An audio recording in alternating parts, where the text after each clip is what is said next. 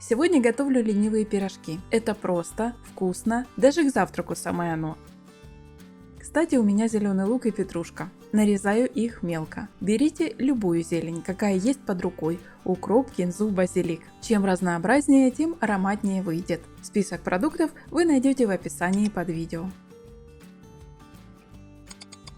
Беру миску, разбиваю туда яйца. Добавляю теплое молоко, не горячее, чтобы яйца не свернулись. Слегка перемешиваю. Кидаю щепотку соли, совсем чуть-чуть, для вкуса. Сахар не добавляю, мне нравится так. Но если хотите, положите чайную ложечку для баланса вкуса. Теперь мука. Ее просеяла заранее. У меня ушло плюс-минус 300 грамм. Но вы не спешите высыпать все сразу. Добавляйте постепенно. Смотрите по консистенции. Тесто должно быть как густая сметана. Не жидкое и не густое. Совет новичкам. Просеянная мука делает пирожки пышнее.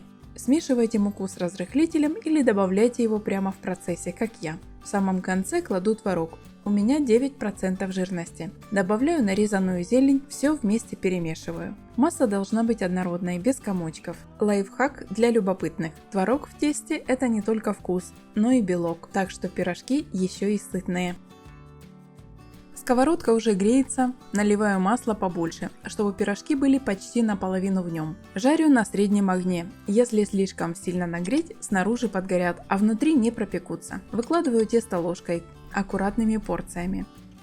Переворачиваю, когда одна сторона станет золотистой.